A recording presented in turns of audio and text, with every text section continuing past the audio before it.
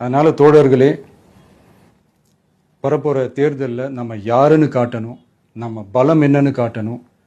அதுக்காக அந்த பலமான, அந்த பவர்ஃபுல்லான ஆயுதத்தை நம்ம கையில் எடுக்கணும். அந்த ஆயுதம் வேற எதுவுமே இல்லை, ஓட்டு, வாக்கு, ஜனநாயகம்.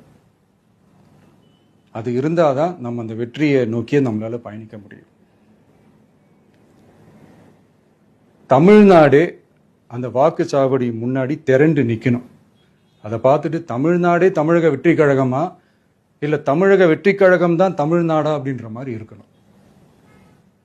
வீடுன்னு ஒன்று இருந்தால் தான் ஓடு மாற்ற முடியும்னு அறிஞர் அண்ணா அவர்கள் சொல்லியிருக்கிறாங்க. அந்த மாதிரி ஓட்டுன்னு ஒன்று இருந்தால் தான் இந்த நாட்டையே காப்பாற்ற முடியும்.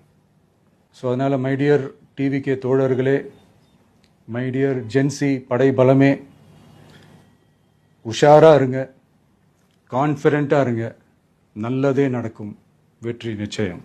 மீண்டும் சந்திக்கும் வரை நன்றி, வணக்கம்.